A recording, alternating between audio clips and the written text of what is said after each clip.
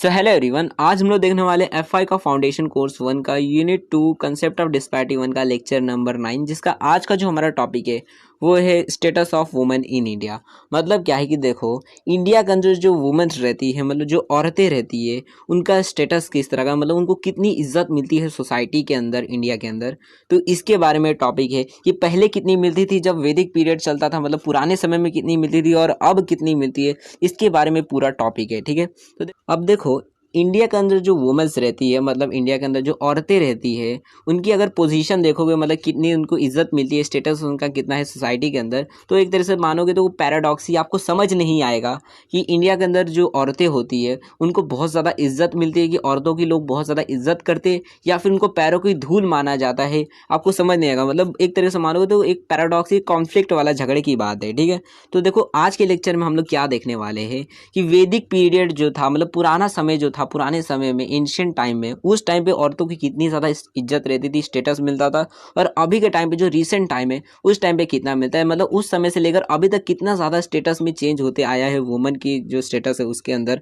तो उस सारी चीज़ों को इस लेक्चर के अंदर देखने वाले हैं। ठीक है, तो अगर मैं आपको अभी थोड़ा बहुत समझा दूँ तो देखो, वैदिक पीरियड में क्या होता था, मतलब वैदिक पीरियड का देखो मतलब क्या होता है। वैदिक पीरियड मतलब जैसे महाभारत का जो काल था, मतलब महाभारत का जो टाइम था, उस टाइम की बात है वैदिक पीरियड, उस टाइम को ही बोला जाता है जब 4 वेदों की पढ़ाई की जाती थी। आपने सुना भी होगा महाभारत में 4 वेद होते हैं, और वो जो वेद होते हैं बेसिकली उसके अंदर चीज़ें लिखी हुई होती है ज़िंदगी के बारे में, या फिर काफ़ी सारे ऐसे भगवान से रिलेटेड, कि भगवान के बारे में लिखी रहती है, नहीं तो ये सारी चीज़ें लिखी रहती है कि हम किसी भी चीज़ के ऊपर किस तरह कंट्रोल कर सकते हैं, बहुत सारी चीज़ें लिखी रहती है, ज़िंदगी के बारे में लिखा रहता है।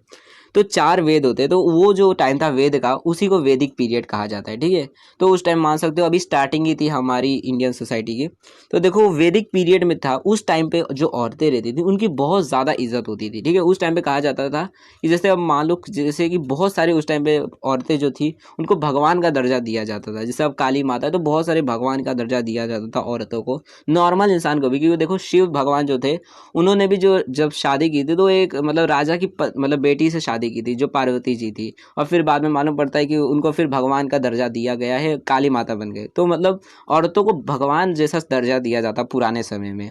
और वहीं पे मेल्स को भी दिया जाता, मेल्स तो थे ही पहले से ही, भगवान का दर्जा उनको मिलता ही था, लेकिन औरतों को भी सेम दर्जा मिलता था, कि इतना दर्जा मिलता था कि जो औरतें थी उनको मतलब बेसिकली जैसे भगवान शिव है और मतलब पार्वती जी है, उनको सेम माना जाता था, इक्वल माना जाता था, इतना मतलब दर्जा दिया जाता था उस टाइम में वैदिक पीरियड में।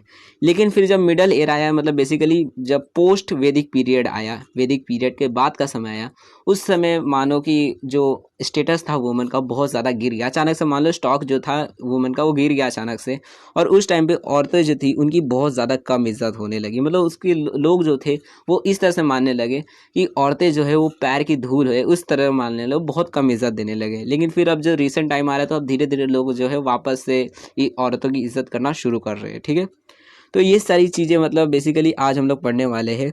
अब देखो, पहले हम लोग ये देखेंगे कि वैदिक पीरियड के अंदर आखिर जो वुमेन्स थी वो किस तरह की थी, मतलब बेसिकली उनका स्टेटस कैसा था वैदिक पीरियड के अंदर, एंशिएंट टाइम के अंदर, जब महाभारत का टाइम था उस टाइम पे। ठीक है, अब देखो फर्स्ट पॉइंट में क्या लिखा है कि ड्यूरिंग द वैदिक period Indian women enjoyed a dignified and powerful status in the society. The women enjoyed considerable freedom of expression and attaining excellence in various activities. मतलब क्या कि देखो, जब वैदिक पीरियड चल रहा था, मतलब महाभारत का जो टाइम था, उस टाइम पे ही आपने देखा भी होगा, जैसे बाहुबली फिल्म ही है तो उसमें देखा है ना आपने कि जो लड़की है, मतलब देवसेना जो थी, वो भी मतलब धनुष वनुष सीखना, मतलब सीख रही थी, वो सारी चीजें वो कर रही थी। ठीक है, धनुष भी चला रही थी, सारी चीजें कर रही थी। तो वैदिक पीरियड जो था उस टाइम पे औरतों को इतना हक था कि आप जो चाहे वो सीख सकते हो, जिसके पास मतलब पैसा रहेगा वो सारी चीजें सीख सकता था, औरतें भी। ठीक है, तो मतलब औरतों को इतना ज्यादा हक था कि वो जो चाहे वो चीजें कर सकते थे। और बेसिकली अगर देखोगे तो उस टाइम पे अगर कोई आदमी औरत को गलती से हाथ भी लगा देता था तो ये माना जाता था कि ये जो आदमी है वो गलत, मतलब बेसिकली औरत को गंदा करने की कोशिश कर रहा है, उस आदमी को सीधा मार दिया जाता था। मतलब वो सजा ही नहीं कि तेरे को 1-2 साल के लिए हम लोग यहाँ रखेंगे वहाँ रखेंगे, सीधा गेम ही खलास कर देते थे। तो मतलब इतनी ज़्यादा इज्जत रहती थी औरतों की उस टाइम पे। तो देखो सबसे पहला जो हमको हिंदू स्क्रिप्चर, मतलब जो हमारे मतलब बेसिकली पत्थरों में दिखता है, मतलब इमेजेस की औरतों को कितना ज़्यादा पावरफुल दिखाया जाता है, तो सबसे पहला दिखता है कि औरतें जो थी उस टाइम पे उनमें काफ़ी ज़्यादा शक्ति थी, मतलब बेसिकली पावर बहुत थी। जैसे कि दिखाया, जैसे देखो, जैसे कि माँ पार्वती जो है उनको दिखाया जाता है कि मतलब वो जो थी उनके पास इतनी पावर थी कि मतलब अकेली पूरी दुनिया का मतलब पूरी दुनिया को ख़त्म कर देती थी जब ज़्यादा गुस्सा आता था, मूड ख़राब हो जाता था तो मतलब काली माता बन जाती थी और सबको मतलब गेम खलासी कर देती थी। फिर मतलब विष्णु मतलब शंकर जी को आना पड़ता था, उनके सामने झुकना पड़ता था और जब वो उनके ऊपर पैर रख देते उसके बाद ही जाके शांत होते थे कि चलो मतलब पति झुक जाएगा उसके बाद जाकर पत्नी शांत होती थी। मतलब इतना ज़्यादा पावर था उनके पास। तो मतलब ये शक्ति डिपिक्ट करता है कि वुमेन के पास उस टाइम पे बहुत ज़्यादा ही पावर रहता था, ये मतलब दिखाता है मतलब वैदिक पीरियड के टाइम पे, ठीक है। कि मतलब औरतें जो थी उस टाइम की उनके पास बहुत ज़्यादा पावर थी, मतलब मेल जितनी पावर थी या फिर कह सकते हो मेल के आसपास की पावर थी, इतनी ज़्यादा पावर थी कि जितना मेल को पावरफुल माना जाता था उतना फीमेल को भी पावरफुल माना जाता था। कि अगर मेल जो है वो मतलब नॉर्मल में जितना ताकतवर रहता है, अगर फीमेल अगर गुस्सा हो जाएगी तो उतनी ज़्यादा उससे ज़्यादा ताकतवर हो जाती है कि फीमेल को फिर उसके सामने झुक मतलब मेल को झुकना पड़ जाएगा, आदमी को झुकना पड़ जाएगा औरत के सामने, इतना ज़्यादा ताकतवर हो जाते थे, ठीक है। तो ये सारी चीज़ें दिखती थी कि मतलब औरतें जो है वो मतलब जो शैतान है उसको मार देती है, जैसे काली माता है। तो जितनी भी भगवान जो थी फीमेल, आपने देखा भी होगा कि ज़्यादातर जो राक्षस होते हैं वो मेल ही रहते हैं, लेकिन फीमेल में आपको दिखेगा तो आपको ज़्यादातर जो फीमेल्स होते हैं वो मतलब भगवान में ही दिखेगा आपको। तो मतलब बहुत सारी फीमेल्स रहते हैं जो भगवान दिखते हैं, लेकिन मेल में दिखेगा, लड़के में दिखेगा तो राक्षस भी लड़के रहते हैं, लड़के भगवान भी रहते हैं, लेकिन लड़कियों में आपको दिखेगा ज़्यादातर जो होते हैं वो भगवान में ही दिखेंगे, आपको भगवान के पोस्ट पे ही दिखेंगे। मतलब राक्षस के पोस्ट पे बहुत कम ही दिखते हैं, और एक दो दिखते भी है तो अच्छे ही दिखते हैं। जैसे कि सीता माता के टाइम पे ही दिखे थे जो एक दो मतलब राक्षस थे, तो वो लोग ठीक ही ठाक मतलब थे, अच्छे दिल के ही राक्षस थे। तो इसी तरह का मतलब दिखता है कि राक्षस भी ठीक ही ठाक थे, ठीक है। तो शक्ति के रूप में देखा जाता है पहला। उसके बाद था प्रकृति, ठीक है। ये मतलब देखो अब जैसे हमारा जो नेचर है, प्रकृति जिसे कहा जाता है, ये हमारी जो प्रकृति है वो उसको भी दिखाया जाता है कि ये जो प्रकृति ये भी एक तरीके की औरत ही है, मतलब फीमेल है। जैसे कि कहते हैं ना कि धरती माता है हमारी, ठीक है, धरती माता है। तो माता मानते हैं, मतलब औरत के दर्जा दिया जाता है कि धरती को औरत का दर्जा दिया जाता है। मतलब प्रकृति जो नेचर है उसको ये माना जाता है कि ये भी एक औरत है जो हमें मतलब संभाल के रखती है। कि भगवान जो है मतलब जो मेल जो भगवान है, अब जैसे कहा जाता है कि शंकर या विष्णु जी कौन तो बनाया है धरती को, तो जो भी बनाया है, कोई भी भगवान बनाया, जो भी बनाया, भगवान रिलीजियस में नहीं जाना चाहिए, जो भी बनाया है मतलब कहा जाता है कि जो भी बनाया है उन्होंने मतलब मेल ने बनाने का काम किया और फीमेल ने उसको संभालने का काम किया। मतलब बिल्कुल ऐसा है कि घर में जैसे आदमी जो है वो पैसे कमा के लाता है ताकि घर चल सके, और औरत जो है उस घर को संभालती है, ठीक है। तो ये प्रकृति का रूप दिखाया गया है। तो ये दो चीज़ें हिंदू में दिखाया गया है, नॉट कि मुस्लिम में दिखाया गया है। ये सारी चीज़ें हिंदू में दिखाई गई है, ठीक है। शक्ति और प्रकृति के रूप में औरतों को दिखाया गया है कि औरतें जो है बहुत ज़्यादा इज्जत दी गई है, एक तरीके से ये मान सकते हो।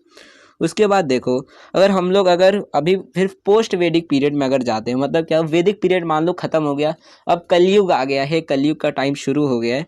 तब उस टाइम पे वैदिक पीरियड खत्म होने के बाद देखो अब इस टाइम पे वुमन जो थी उनका स्टेटस कैसा। तो देखो पॉइंट्स में क्या लिखा हुआ है कि in the post Vedic period woman was presented in a passive role as a mother, wife, daughter and sister. The Manusmriti and Dharmashastra made women totally depend on men, thereby depriving them of their right of freedom of movement and expression। मतलब देखो क्या है कि देखो अगर वैदिक period में देखोगे, मतलब पुराने समय में जब महाभारत का टाइम था, उस टाइम पे औरतों की बहुत ज़्यादा इज्जत की जाती थी। मतलब उनको मतलब भगवान का दर्जा दे दिया जाता था कि मतलब बहुत ज़्यादा पावरफुल होती है, शक्ति इनके अंदर है, ये राक्षसों का नाश करती है, ये सारी चीज़ें थी। लेकिन जब पोस्ट वैदिक पीरियड आया, मतलब कलयुग की शुरुआत हो गई, तो उस टाइम पर जो लोग थे उन्होंने औरतों को सम्मान देना कम कर दिया। बेसिकली मतलब ये मानने लग गई कि औरतें जो अब होती है वो होती है घर का, मतलब घर की इज्जत होती है। बेसिकली ये माना जाता है कि घर की इज्जत होती है। अब जैसे आपकी इज्जत क्या, आपका शरीर है, ठीक है। अब कपड़े खोल के घूमोगे तो इज्जत लूट जाएगी, तो इसलिए क्या करते हैं हम लोग, कपड़े मतलब पहन लेते ताकि इज्जत जो है कपड़ों के अंदर रहे, ठीक है। तो वैसे यही लॉजिक लगाकर उन्होंने ये भी किया कि मतलब जितने भी औरतें थी उनको अब घर में अंदर रखने शुरू कर दिया कि अब घर के बाहर नहीं निकलना है तुम्हें, क्योंकि औरतें जो होती है वो घर की इज्जत होती है। इस तरह की चीज़ें मतलब उन्होंने मानना शुरू किया, जिसकी वजह से औरतों का जो स्टेटस था वो नीचे होते गया कि औरतों की उन लोग बात नहीं सुनते। अगर औरत कुछ बोलती थी तो वो बोलते थे हम औरत की बात सुनेंगे, हम लोग मर्द आदमी है, ये सारी चीज़ें होने लगी। अब ये सारी चीज़ें क्यों हो रही थी, तो देखो कुछ मतलब ऐसे धार्मिक किताबें थी जिसमें ऐसी चीज़ें लिखी गई थी। जैसे कि देखो एक किताब थी मनुस्मृति और दूसरी किताब थी धर्मशास्त्र, ठीक है। अब इस किताब के अंदर ऐसा नहीं कि औरतों के लिए मतलब ख़राब चीज़ें लिखी गई थी कि औरत ऐसी होती है, इसकी बात नहीं सुननी चाहिए, ऐसा कुछ नहीं लिखा था। बेसिकली ये पुरानी चीज़ों के लेकर ही लिखा गया था कि ताकि आगे ऐसी कुछ प्रॉब्लम ना आए। अब जैसे महाभारत में ही सारी जो झगड़े हुए, लड़ाइयाँ हुई है, वो किस लिए हुई है कि मतलब द्रौपदी का चीरहरण हुआ था, मतलब बेसिकली एक औरत की वजह से सारी झगड़े हुए। अगर देखोगे लॉजिक लगाओगे तो, ठीक है, उनके वजह से मतलब एक औरत की वजह से सारी झगड़े हुए।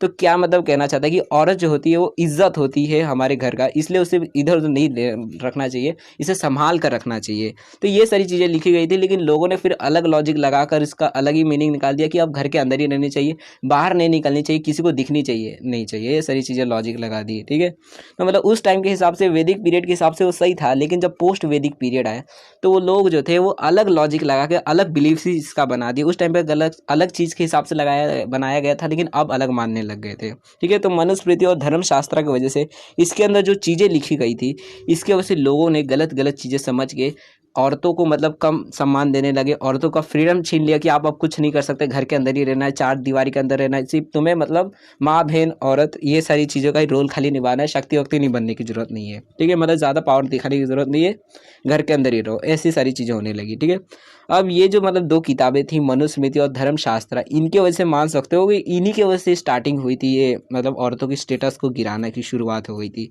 क्योंकि इसके अंदर ऐसी ऐसी चीज़ें लिखी हुई थी कि औरतों को मतलब बेसिकली औरतें जो होती है वही से मतलब लड़ाई, क्योंकि देखो कभी भी आदमी आदमी में लड़ाई जो है वो ज़्यादा दिन की नहीं रहती है। ठीक है, क्योंकि आदमी आदमी रहता है तो एक ही दिन में मार काट करके ख़त्म कर देता है लड़ाई, लेकिन औरत जो होती है वो मार काट नहीं करती, वो रोज़ जो होती है थोड़ा थोड़ा लड़ती है, जिसकी वजह से लड़ाई जो है वो मतलब अरबों मतलब सालों साल चलती रहती है। ठीक है, तूने मेरे को एक दिन ये बोला था, मैं भी तेरे को बताऊंगी एक दिन, इस तरह का रहता है। तो इसकी वजह से मतलब बेसिकली ये सारी चीज़ें लिखने की वजह से क्या हुआ, लोग जो थे वो औरतों की बातें सुनना बंद कर दिए, कम कर दिए कि मैं तुम्हारी बातें क्यों सुनूं, मैं औरत की बातें ही सुनूंगा, ऐसी सारी चीज़ें होने लगी, जिसकी वजह से औरत जो थी उनका बेसिकली स्टेटस कम होते गया, और अब जो और आदमी जो थे वो औरत को कंट्रोल करने लगे कि तुम हमारी बात सुनो, तुम हमारी घर की औरत हो और तुम हमारी बात सुनोगे, जो हम बोलेंगे वही तुम करोगे, इस तरह की चीज़ें होने लगी। तो स्टेटस यहाँ से इनका कम होने लगा पोस्ट वैदिक पीरियड से। ठीक है, तो इसकी वजह से क्या हुआ कि सोसाइटी के अंदर अब उनको सेकेंडरी मतलब बेसिकली कह सकते हो कि पहले इक्वल माना जाता था, जैसे कि शंकर भगवान और पार्वती जी को इक्वल माना जाता है, कि दोनों को एक शक्ति मानी जाती है, लेकिन जब पोस्ट वैदिक पीरियड आया तो उसको इक्वल ना मान के अब सेकेंडरी पोस्ट पे दे दिया गया कि पहले आदमी को माना जाएगा, उसके बाद औरत को माना जाएगा। ठीक है, उसके बाद देखो यहाँ पर बताया जा रहा है कि देखो अब सेकेंडरी स्टेटस में क्या क्या चीज़ें थी, मतलब बेसिकली इसके अंदर क्या क्या चीज़ें हो रही थी पोस्ट वैदिक पीरियड के अंदर। कि देखो औरतें जो थी उस टाइम पे मतलब पोस्ट वैदिक पीरियड में, उस टाइम पे एक प्रथा थी, आपको मे भी पता भी होगी, सती की प्रथा है कि मतलब अगर आदमी मर जाता है तो उसके साथ में औरत भी मर जाती थी। मतलब एक औरत थी जो मर गई, फिर अपने जो पति है उसको यमराज से वापस से लेके आई थी। तो यही सारी सिस्टम था कि अगर आदमी तुम्हारा मर जाता है तो तुम भी मर जाओ और अपने पति को लेके आना यमराज से छीन कर, नहीं लेके आ पाई तो वहीं पे रह जाना अपने आदमी के साथ ही। तो इस तरह की मतलब प्रथा थी, प्रैक्टिस ऑफ सती, कि मतलब ये मतलब कि आदमी अगर मर जाता है तो तुम भी उसके साथ में मर जाओ। ठीक है, कि ताकि उसके साथ रहो, नहीं तो उसको लेके आना वापस से यमराज से छीन के, ऐसा कुछ मतलब प्रथा था। उसके बाद था देखो सिस्टम ऑफ देवदासी, मतलब बेसिकली एक सिस्टम था देवदासी का। देखो मतलब होता है कि मतलब जैसे देवदास होते हैं ना, बोलते हैं कि ये आदमी देवदास बन गया, मतलब क्या सारी चीज़ों को छोड़ छाड़ कर अब भगवान की दिन भर पूजा करता रहता है। तो वैसे देवदासी होता है कि वो भी सारी चीज़ों को छोड़ छाड़ कर अब भगवान की पूजा करने लगते, तो वो खुद से नहीं करते, घर वाले जो होते हैं वो मतलब बेसिकली एक तरह का इवेंट करवा देते हैं, इसको मतलब कहा जाता है सेरेमनी एक तरह का करवा देते हैं कि भगवान के साथ ही अब दिन भर उसका पूरा जो जीवन है वो भगवान के ही पूजा में अब बीतेगा। ठीक है, तो मतलब इस तरह से जबरदस्ती रहता था, ऐसा नहीं कि मर्जी से, ये सारी चीज़ें जबरदस्ती होती थी। ठीक है, कुछ लोग होते थे जो अपनी मर्जी से करते थे, लेकिन ज़्यादातर जो लोग होते थे उनको ज़बरदस्ती ऐसा किया जाता था, ज़बरदस्ती जला दिया जाता था पति के साथ में, ऐसी सारी चीज़ें ज़बरदस्ती होती थी। उसके बाद था restriction on education of females, मतलब आपको पता भी होगा कि जो पुराने समय की जो लड़कियां होती थी, औरतें होती थी, मतलब जब तक सावित्री बाई फुले ने अपना स्कूल चालू नहीं किया था उससे पहले औरतें जो होती थी, लड़कियां पढ़ती नहीं थी। ठीक है, सिर्फ घर का चूल्हा बर्तन ही करती थी, तो उनके पढ़ाई लिखाई पे भी रोक टोक थी, मतलब कि आप पढ़ नहीं सकते, घर का चार दीवारी के अंदर ही रहना है, बाहर निकलोगे तो क्या पता बिगड़ बिगड़ जाओगे, तो ये सारी चीज़ें थी। उसके बाद था जो आगे के जो मतलब और भी चीज़ें थी, जैसे कि प्रैक्टिस ऑफ डाउरी सिस्टम, मतलब जो बेसिकली दहेज का जो सिस्टम था, ये भी एक था कि अगर आदमी मान लो कि मेरे पास लड़का है और मैं शादी करवाना चाहता हूँ, तो मैं उससे दहेज मांगूंगा लड़की वाले से कि मेरे पास लड़का है, मैं तुम्हारी लड़की को अपने घर पे रखने वाला हूँ, तो फ्री में थोड़ी रखूंगा, थोड़ा दहेज वहेज कुछ पैसा वैसा दो, मेरा इतना अमीर आदमी, इतना सारे मेरा इतना बंगला है, तुम्हारा छोपड़ा है, तो इतने बंगले में जाने के लिए तो कुछ पैसा वैसा तो लगेगा ना। तो एक तरह से मान लो कि अपने अपने बेटे को बेच देते हैं इस तरह से, तो दौरी सिस्टम रहता था। ठीक है, तो ये भी है, अभी भी है, ऐसा नहीं कि अभी खत्म हो गया है। एक तरह से मान लो सती सिस्टम थोड़ा बहुत खत्म भी हो गया, लेकिन दौरी सिस्टम जो है वो अभी भी है, दहेज वहेज लेते अभी भी, गाँव वाँव में लेते, बिहार साइड में बहुत लेते, तो ऐसे लेते हैं। ठीक है, उसके आगे है restriction on window marriage. Window marriage का मतलब होता है विधवा का वापस से शादी होना। ठीक है, जो विधवा रहती है कि पति मर जाता है, फिर सफ़ेद साड़ी में इधर उधर भटकते रहते, तो वो जो विधवा रहती है तो उसका वापस से शादी करने में रिस्ट्रिक्शन थी पहले के टाइम पे। अभी के टाइम पे भी रिस्ट्रिक्शन है, गाँव में रहती है, शहर में उतनी नहीं रहती कि अगर पति मर जाता है तो वापस से औरत जो होती है दूसरी शादी कर लेती है। लेकिन नॉर्मली देखोगे तो रहती है कि गाँव में अगर किसी में अगर कोई औरत का पति मर जाता है तो फिर वो ज़िंदगी भर जो है वो अकेले ही काट लेती है। अगर बच्चा नहीं रहेगा तो और टेंशन रहता है, ठीक है। तो विधवा मतलब विडो मैरिज भी का भी रिस्ट्रिक्शन था कि आप वापस से शादी नहीं कर सकते, दूसरी शादी नहीं कर सकते औरतें। उसके बाद थी प्रैक्टिस ऑफ पॉलीगैमी, ठीक है। पॉलीगैमी का देखो मतलब होता है कि एक आदमी जो था वो एक से ज़्यादा औरतों को के साथ शादी कर लेता था। मतलब ऐसा नहीं कि मतलब अपने मन से कि मतलब औरत से पूछ पाछ के कि मेरे को एक और से प्यार हो गया तो मैं शादी उससे कर लूँ क्या, ऐसा कुछ नहीं। शादी करके ला दिया है, ज़्यादा टेंशन है तो जा घर से अपने मायके चली जाए, इस तरह का मतलब था। तो ज़बरदस्ती रहता था ये, मतलब एक से ज़्यादा औरतों के साथ आदमी जो था उस टाइम पे शादी कर लेता था। तो ये सारी मतलब प्रॉब्लम थी बेसिकली, इस तरह का मतलब वुमेन को स्टेटस कम दिया जाता था कि औरतों के साथ मतलब एक ही आदमी रहता था और दो दो शादी कर लेता था। वहीं पे अगर आप लोग वैदिक पीरियड में देखो, जैसे राम के टाइम पे ही देखोगे तो कैसे राम जी जो थे वो एक ही औरत के साथ शादी किए थे, उनके भाई लोग भी एक ही औरत के साथ शादी किए थे। अब हाँ, कुछ लोग रहते हैं जो एक से ज़्यादा को साथ शादी कर लेते हैं, नहीं तो आप लोग बोलोगे एग्जाम्पल है उसके पापा, तो लेकिन कितने लोग से शादी किए थे, 3-4 थे। तो रहते हैं कुछ लोग कर लेते हैं, लेकिन ज़्यादातर लोग जो थे वो एक ही औरत से शादी ज़्यादा करते थे कि उनको लगता था कि हमारा जो प्यार है वो एक ही औरत के साथ रहना चाहिए, ठीक है। तो इस तरह का मदद थी उस टाइम पे।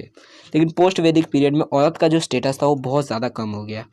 उसके बाद देखो, अब अभी अगर रिसेंट टाइम पे देखोगे कि अब कैसा स्टेटस है वुमेन का, कि अब औरतों को कितनी ज़्यादा इज्जत मिलती है या फिर कम मिलती है या फिर ज़्यादा मिलती है। तो देखो फर्स्ट पॉइंट क्या लिखा हुआ है कि from the 19th century onward efforts were made by social reformers like Raja Ram Mohan Roy, Mahatma Jyotiba Phule and others to uplift the status of women in India. For instance Raja Ram Mohan Roy organised and movement to oppose the practice of sati. मतलब क्या है कि देखो यहाँ पर जब से मतलब देखो अगर पोस्ट वैदिक पीरियड में देखोगे, जब मतलब 18 से पहले मतलब 1700 उस टाइम पे जब देखोगे तो उस टाइम पे तो स्टेटस बहुत कम था वुमेन का, उधर उतनी ज़्यादा इज्जत नहीं मिलती थी। लेकिन जब 1801 की शुरुआत हुई, मतलब 19th सेंचुरी की जैसे ही शुरुआत हो गई, उस टाइम से काफ़ी सारे लोगों ने मतलब अपने अपने थोड़े बहुत मेहनत किए कि ताकि औरत का जो स्टेटस गिरा हुआ है उसको थोड़ा सा ऊपर कर सके। जैसे कि देखो राजा राम मोहन है, बेसिकली ये वो थे, थोड़े बहुत इन्होंने नारेबाजी की थी और काफ़ी सारे मतलब ऐसे मतलब स्ट्राइक किए थे, काफ़ी सारी चीज़ें की थी औरतों के लिए ताकि उनको हक मिल सके काफ़ी सारी चीज़ों से रिलेटेड। जैसे कि उन्होंने सती, ये जो मतलब था मतलब जो सती की जो परंपरा थी कि अगर पति मर जाता है तो औरत को भी उसके साथ मार दिया जाएगा, जला दिया जाएगा, ताकि वो मरने के बाद उसको यमराज से वापस लेके आए। तो ये सारी जो मतलब चीज़ें थी, सती की जो परंपरा थी, इसको इन्होंने बंद करवाया। और साथ ही में एक और भी परंपरा थी, बेसिकली मतलब परंपरा नहीं थी, एक और चीज़ भी थी कि देखो औरत जो थी उस टाइम पे, अगर मान लो अभी के टाइम पे क्या है कि अगर औरत जो है अगर उसके साथ आप डिवोर्स करते हो तो आपको उसको कुछ पैसे देने रहते हैं, या फिर उसका वो जो औरत है अगर आप मर जाते हो तो सारी जो प्रॉपर्टी है वो घर वालों की ना होकर आपकी भी 50% रहती है, औरत की 50% रहती है। अभी के टाइम पे ये मतलब लॉ है कि आदमी का जो प्रॉपर्टी है टोटल उसमें 50% हक जो होता है वो औरत का रहता है, ठीक है। तो ये जो 50% हक जो है वो राजा राम मोहन ये जो है इन्होंने ही दिलवाया था कि मतलब औरत को भी जो आदमी का जो प्रॉपर्टी है उसमें हक मिलना चाहिए, कि उसके घर पे आ रही है, उसका घर संभाल रही है, उतना मेहनत कर रही है रोज, थोड़ा बहुत प्रॉपर्टी में भी तो हक रहना चाहिए। कल को कुछ हो गया तो कुछ हिस्सा रहना चाहिए उसका भी। तो ये सारी चीज़ें करवाई थी ताकि औरत का जो स्टेटस है वो बढ़ सके, कि कल को आदमी मानो मर भी जाए तो घर वाले उसको परेशान ना कर सके, कि उसके पास 50% प्रॉपर्टी रहे और वो चाहे तो मतलब वो अपना प्रॉपर्टी बेच बाच के अलग जगह पे भी रह सकेगी अगर उसके पास उतनी प्रॉपर्टी रहती है तो, ठीक है। तो मतलब इस तरह के मतलब काफ़ी सारे उन्होंने हक दिलवाए थे, ठीक है। जैसे कि यहाँ पर लिखा है कि देखो सती की जो ऑब्लिगेशन एक्ट थी, एक एक्ट उन्होंने मतलब लॉ बनवाया था जिसके अंदर जिसके हिसाब से अगर कोई आदमी इस तरह का ये जो सती की परंपरा है अगर ये करता है कि औरत को साथ में जला देता है आदमी के, तो उसको जेल होगी, उसको सजा होगी, ज़्यादा किया रहेगा तो मतलब बहुत मारा जाएगा, वो सारी चीज़ें थी, ठीक है। तो एक्ट बनाई थी।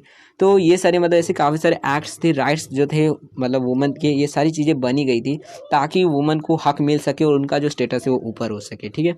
अब देखो काफ़ी सारे मतलब लेजिस्लेशन जो थे मतलब बाकी के जो मतलब ऐसे नियम कानून जो थे ऐसे बने थे जिसकी मदद से औरतों को थोड़ा बहुत स्टेटस बढ़ाया जा सके।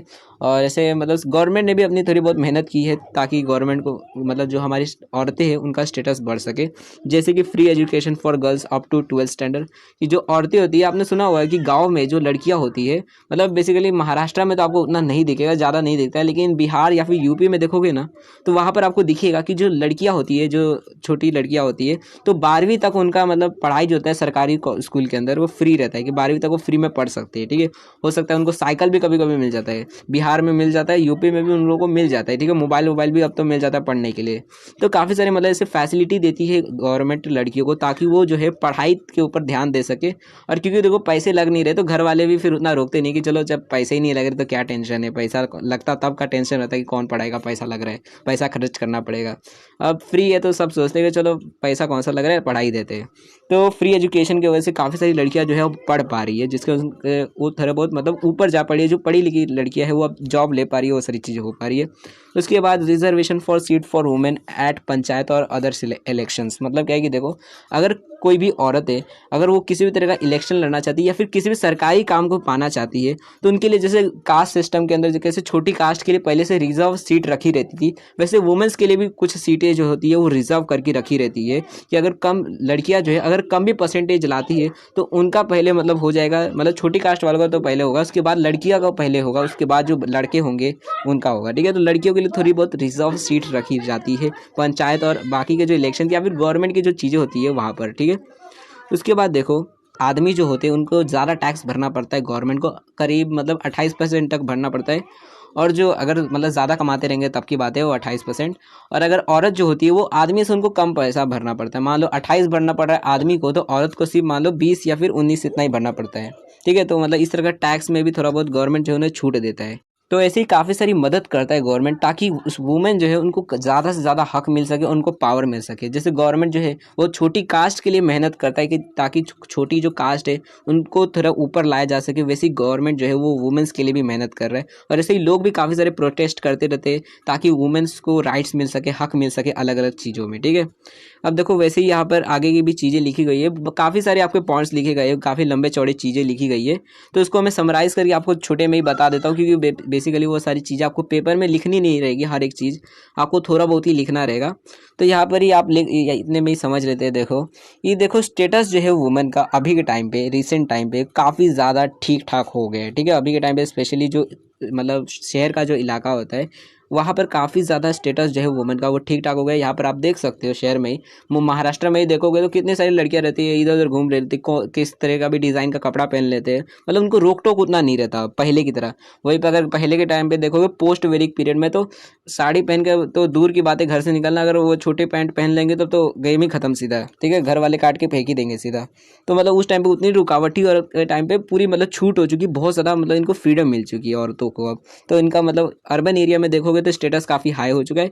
लेकिन यहाँ पर एक चीज़ आपको दिखेगी, लेकिन अभी भी जो गांव एरिया है वहाँ पर इतना ज़्यादा स्टेटस हाई नहीं हुआ है। वहाँ पर भी अभी कुछ बाकी मतलब बहुत सारे ऐसे गांव है, मतलब देखोगे तो मेजॉरिटी जो गांव होते हैं वहाँ पर औरतें जो होती है, लड़कियाँ जो होती है उनको उतना ज़्यादा स्टेटस नहीं दिया जाता। औरतों को मतलब इस तरह से माना जाता है लड़कियों को कि घर का पहले काम करेगी, फिर टाइम मिलता है तो चाहे तो पढ़ सकती है लेकिन पहले घर का काम हो जाना चाहिए। ठीक है, तो मतलब सारे घर का बर्तन वर्तन धो धा के खाना वाना बनाने के बाद अगर टाइम मिलता है तो पढ़ सकते हैं। वहीं पे लड़का रहेगा तो लड़का इधर उधर घूम घूम के आएगा, मज़ा मारेगा, खाना खाएगा, फिर अपना पढ़ाई वढ़ाई करेगा, नहीं भी मन करेगा गेम खेलेगा, फिर सो जाएगा। तो इस तरह का मतलब गांव के अंदर अभी भी मतलब रहता है। तो अभी के टाइम पे देखोगे रिसेंट टाइम पे तो वैसे तो देखोगे स्टेटस काफ़ी हाई हो गया है लेकिन अभी भी काफ़ी सारी प्रॉब्लम्स है। अब देखो मे भी आपको सारी चीज़ें समझ आ गई होगी। और देखो आगे के जो पॉइंट्स है, काफ़ी सारे पॉइंट्स है, मैं जानता हूँ आपकी टेक्स्ट बुक में लंबे चौड़े बहुत सारे पॉइंट्स है, बट मैंने उसको पूरा समराइज़ करके आपको इतने में ही बता दिया क्योंकि उसमें वही सारी चीज़ें लिखी हुई है कि लड़कियों को काफ़ी सारे मतलब लड़के जो होते हैं वो परेशान करते, हैरेस करते, उनको परेशान किया जाता है या फिर रेप होते हैं उनके साथ में, ये सारी चीज़ें ये क्योंकि काफ़ी सारे प्रॉब्लम्स अभी भी है। मतलब अभी भी ऐसा नहीं कि स्टेटस बहुत हाई हो गया है लड़कों जितना, लेकिन अभी देखोगे तो पोस्ट वैदिक पीरियड जो है उससे थोड़ा बहुत ठीक ठाक हो गया है। तो यही सारी चीज़ें लिखी हुई है, बस उसको ही और फैला फैला कर बड़ा चढ़ा कर लिखा गया है। तो पेपर के अंदर उतना सारा तो आप लिखोगे नहीं, थोड़ा बहुत ही पॉइंट लिखना रहता है। मेन पॉइंट, मेन जो कंटेंट है वो यही वाला पॉइंट है, इसके आगे थोड़ा बहुत आप ओन से भी लिख सकते हो चाहो तो। ठीक है, सो मे भी आपको सारी चीज़ें समझ आ गई होगी। फिर भी अगर आपको कोई डाउट रहेगा, आपको कुछ लगता है नहीं समझ आया, तो आप लोग कमेंट सेक्शन के अंदर वो डाउट अपना पूछ सकते हो। उसके बाद देखो इसका नेक्स्ट लेक्चर जो है वो जल्दी चैनल पे आने वाला है, तो चैनल को सब्सक्राइब कर दो और वीडियो को शेयर कर दो अपने दोस्तों के साथ में भी, ताकि जैसे ही वो वीडियो अपलोड हो जाएगी उसकी नोटिफिकेशन आपको मिल जाएगी और उस वीडियो को भी आप देख सकोगे। एंड अगर वीडियो को लेट देख रहे होगे तब तो यहाँ पर फाउंडेशन कोर्स और बिजनेस कम्युनिकेशन की प्लेलिस्ट आ ही गई होगी, तो यहाँ पर आप लोग देख सकते हो। एंड चैनल पर नए हो तो चैनल को सब्सक्राइब भी कर देना। So thanks for watching my video, अपने नेक्स्ट वीडियो में मिलेंगे।